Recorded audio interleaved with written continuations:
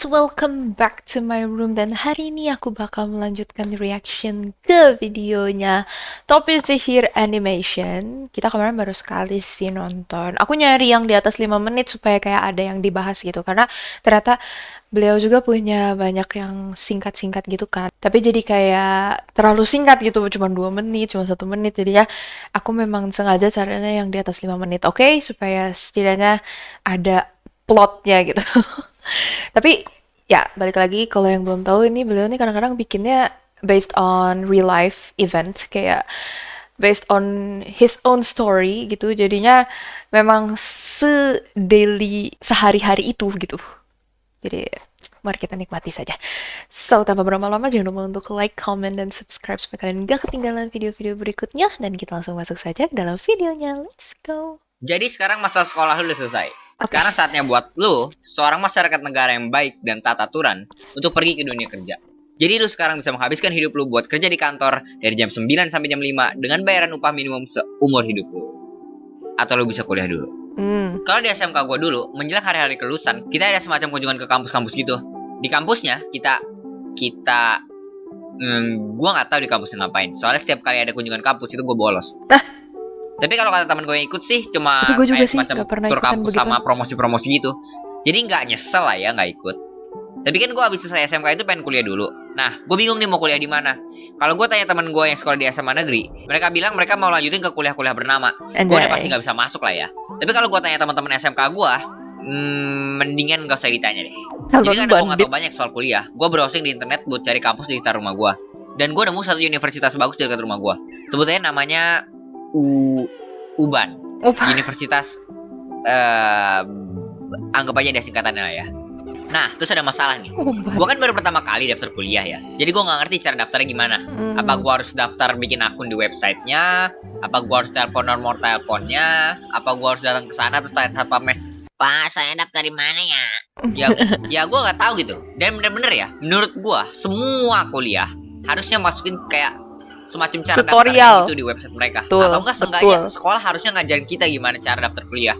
Emangnya menurut mereka gue otomatis tahu gitu gimana cara daftar kuliah tanpa diajarin sama sekali? Atau jangan-jangan udah diajarin pas kunjungan kampus tapi gue nggak tahu gara-gara gue bolos terus? Ya enggak lah, itu tetap salah mereka. Nih, jadi karena gue nggak tahu gimana cara daftar ya, gue lakuin ketiga hal yang tadi.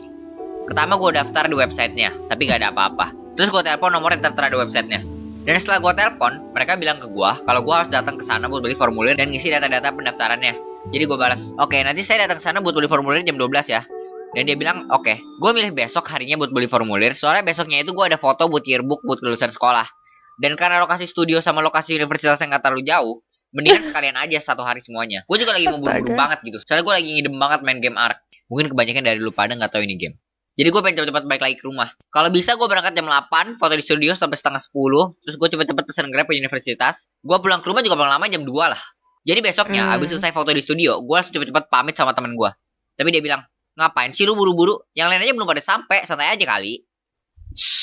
Gue punya urusan sendiri. Jadi gue keluar dari bangunan studionya, terus gue cepet-cepet pesen Grab buat ke universitasnya. Sesampainya di sana, gue langsung tanya satpamnya. Dan gue nggak tahu kenapa ya, tapi formulir-formulir buat daftar kuliah itu mahal banget.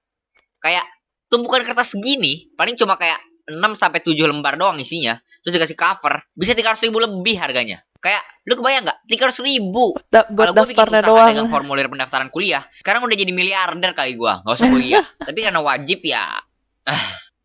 Harga formulir 350.000 deh. Udah gitu, abis gue selesai beli formulir ya, orang marketingnya kayak ngajak gue ngomong-ngomong soal perkuliahan dulu lagi. Gue dalam hati udah kayak, aduh, game gue di rumah udah gak bisa nunggu, mas.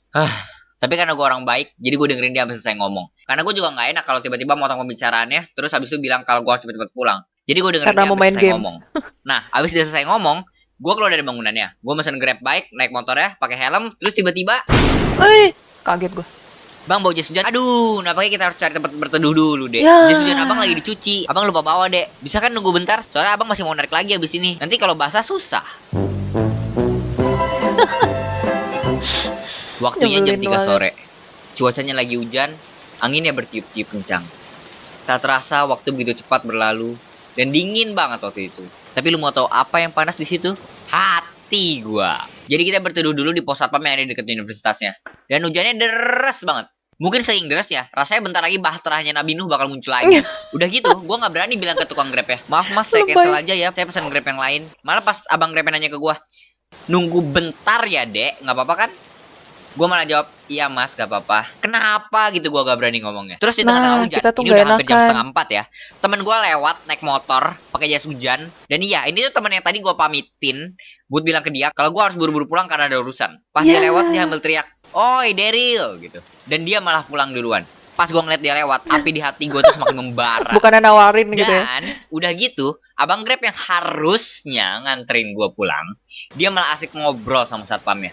Mereka awalnya ngomongin soal pemilu, soalnya waktu itu lagi beberapa minggu sebelum pemilu dimulai. Tukang Grabnya nyeritain soal di keluarga dia, saudara-saudaranya pada berantem karena yang satu dukung 01, yang satunya dukung 02. Terus habis itu dia juga cerita kalau dia itu sebenarnya dulu kerja di kantor. Dan dia bahkan mimpin proyek.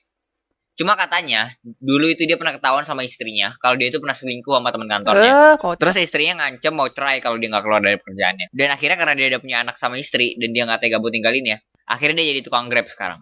Wah, Wow, kalau dipikir-pikir, gue jadi lebih banyak tahu soal kehidupan tukang Grab daripada tahu kapan gue bakal pulang. 10 petty menit banget lewat, anjir dua ngomong. puluh menit lewat, 30 menit lewat, dan hujannya masih belum berhenti. Udah jam 4 lebih malah. Gue dalam hati sih udah pasrah aja. Abis tukang Grabnya banyak cerita sama ngajak ngobrol gitu, gue jadi jauh lebih gak enak buat nge-cancelnya. Tapi, kayaknya abang Grabnya juga nggak enak bikin gue nunggu lama banget. Jadi akhirnya dia bilang ke gue, dek cancel aja deh, gak usah bayar. Saya juga nggak enak bikin ada yang nunggu Dari dari tadi. tadi, coach. Akhirnya gue terbebas dari Akhirnya. beban hati ini. Tapi gue tetap gak enak kalau nggak bayar. Soalnya dari universitas ke pos satpam ini sebenarnya juga udah agak jauh. Jadi gue tetap bayar dia setengah dari harganya. Habis itu gue pesan Grab bike baru. Tapi kali ini gue tanya dia punya jas hujan atau enggak. Jadi habis Grab bike yang baru nyampe, gue bisa dianterin sampai pulang. Dan gue nyampe rumah kira-kira jam setengah 5. Hampir 3 Ya, jam lewat dari apa yang gue perkirain. jauh Tapi pas gue banget. nyampe di rumah, gue tuh udah kecapean banget buat ngelanjutin main game. Jadi gue Ya, mandi, makan, habis itu tidur. Oke, jadi pesan moralnya, jangan peduli sama perasaan orang lain. ya. Selalu tanya driver Grab lu dia bawa jas hujan atau kagak. Oke, nah itu aja dari Sebuah, gua. Makasih udah nonton. Jumpa lagi di video berikutnya. sebuah pencerahan ya, sebuah saran dan nasihat gitu. Jangan mikirin itu situasional ya guys ya, jangan dimakan hati ya. Ya itu ini orang tuh kayak asal ceplos aja. Makanya aku suka nontonin videonya dia gitu. Cuma memang udah bertahun-tahun yang lalu kayaknya waktu aku masih sekolah gitu. Jadi udah rada lupa juga. Makanya dan sekarang pasti udah ada yang baru kan. Jadi kayak ya gitulah. Itu alasan kenapa aku dulu suka nontonin kontennya beliau ini karena aku sama Cici relate lah. Maksud relate dalam artian jokesnya dia gitu loh. Dia kan ini kan tipe yang kayak ngomongnya tuh belak-belakan gitu juga kan bisa dibilang gitu. Jadi kayak kita mungkin dia angkatan-angkatan aku juga kali ya kayaknya. Aku nggak tahu sih dia umur berapa, tapi kesannya kisah kehidupannya itu kayak masa-masa aku pas umur segitu juga gitu loh. Jadinya kayak cukup relate gitu. Tapi memang yang soal kayak kita soal cancel orang kayak gini-gini. Sebenarnya apa ya? Kita tuh nggak bisa selamanya ngerasa nggak enak. Karena itu kan pekerjaan profesional aja. Kalau misalkan kita butuh cepet, mereka harus terima kalau misalkan mau di cancel atau gimana gitu kan. Karena kebutuhan orang kan beda-beda. Memang hujan, tapi ya itu mungkin kesalahannya adalah si Grabnya nggak punya jas hujan. Aku rasa naik motor jas hujan itu udah kayak number one aja sih. Mau lu sendiri, mau lu lagi bawa penumpang, mau lu lagi nggak narik juga gitu, tapi kayak sama keluarga gitu-gitu semua kayak orang yang punya motor harus punya jas hujan sih menurut aku. I mean kayak gimana ya itu bare minimum banget gak sih untuk pemotor karena kan gak selamanya kita bisa nungguin hujan kita nggak tahu hujan berapa lama terus kalau kayak gini gitu punya customernya buru-buru ya walaupun buru-burunya nggak penting tapi kan kita nggak akan pernah tahu kan buru-buru yang dia butuhkan tuh apa dan ya tanpa harus ngejudge kita memang harus siap gitu kalau jadi orang yang memberikan jasa tapi ya hal-hal seperti itu tuh sangat dianggap enteng gitu loh kalau di Indonesia kayak ya udah sih kayak tinggal nunggu bentar ya itulah kayak kebiasaan menggapapahkannya itu yang jadi tidak pernah tertib orang-orang tuh kayak soal ketepatan waktu soal kerapihan soal kayak gini-gini lah gitu hal sepele tapi sebenarnya itu bisa merugikan orang lain kayak ya lagi-lagi sebisa mungkin jangan merugikan orang lain gitu. Apalagi kalau kita memberi jasa. Tapi sebagai customer juga nggak boleh merugikan orang lain juga ya. Maksudnya kayak customer itu raja. Ya, konteksnya dulu gitu sih. Kayak jangan jadi kurang ajar juga. Kan kalau ini kan tadi dia sebenarnya tidak kurang ajar kan. Dia politely asking gitu kayak, Mas, tapi saya buru-buru gitu. Kayak gimana? Ya harusnya dari situ Grabnya harus bisa ngerti kayak oke nggak apa-apa cancel aja. Nah gitu kan. Tapi ya tuh kan maksudnya kan orangnya juga masih baik, customernya masih ngasih duit. Walaupun sebenarnya nggak dianterin juga kan dia. Tapi orang tuh kalau dibaikin, disopanin, udah pasti mereka juga akan punya rasa simpati itu sih. Ketimbang orang yang memang minta, kayak minta untuk disimpatiin. Kalau aku pribadi ya, nggak tahu kalau orang. Tapi kalau aku pribadi, aku semakin dimintain simpati, aku malah semakin gak akan bersimpati. Jadi kayak, itu harus natural aja gitu, tau gak sih? Kalau misalkan aku pengen kasihan, aku akan kasihan gitu. Kalau aku pengen ngasih, aku akan ngasih. Kalau enggak, ya enggak. Gitu. Pentingnya attitude. Terus poin kedua, daftar kuliah. Aku nggak tahu ya kalau zaman sekarang seperti apa. Tapi kalau zaman aku dulu, kayaknya memang rada ribet sih. Nggak secanggih sekarang. Kayak waktu aku pertama kali daftar tuh, kita memang harus formulir yang berkertas-kertas gitu kan.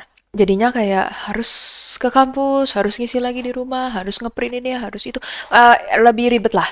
Kalau sekarang kayaknya aku rasa lebih gampang ya. Kayak mereka bisa dari website, dari Google Form lah, apa maksudnya kayak lebih online gitulah semenjak COVID. Jadinya mungkin lebih dipermudah. Karena waktu itu aku pernah apply kuliah lagi setelah aku lulus. Terus memang full online gitu. Jadinya aku pikir, oh kayaknya memang setelah COVID jadinya mereka shifting gitu ke online forms.